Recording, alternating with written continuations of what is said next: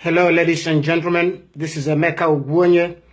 Today is the 13th of September 2017. I am making this broadcast from Washington, D.C. It became necessary for me today to address the members of DPA and the wider world who could hear me in connection with the escalating violence in the southeastern part of Nigeria. We have watched as these events unfolded, and it became increasingly impossible for us to remain silent. As the leader of DPA, and insofar as DPA is a human rights organization, I have an obligation on behalf of our organization to speak out. I call upon the government of Nigeria to show restraint. This is not the time for recrimination.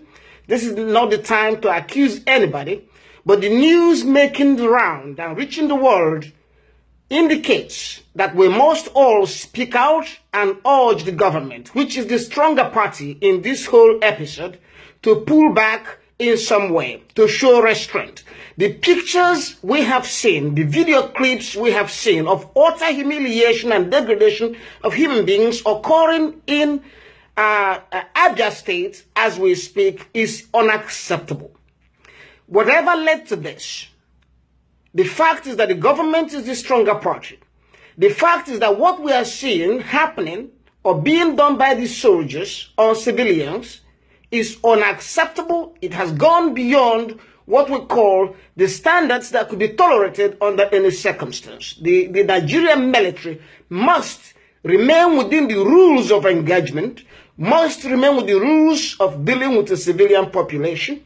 What we are seeing today is disheartening, and I call upon the government of Nigeria, on behalf of the members of the due process advocates, 257 to 260,000 members, to please show restraint.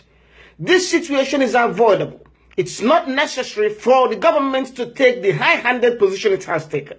If all they wanted was to arrest the leader of the IPOB, it ought to be done in a more civilized way, in a better way. Apparently, what is going on now in the streets and towns far away from the actual location of the leader of IPOB indicates a totally misplaced priority and a wrong approach to what is actually an avoidable situation. So I call again upon the government of Nigeria, and I do so without accusing them of anything. At this moment, as I said, I'm more interested in saving lives of innocent people. I'm more interested in avoiding bloodshed than in accusing anybody of any wrongdoing. So at this moment, I plead with the government of Nigeria to show restraint, to show that it is a government, to show that it is capable of meeting the challenges of a developing country such as we have today in Nigeria.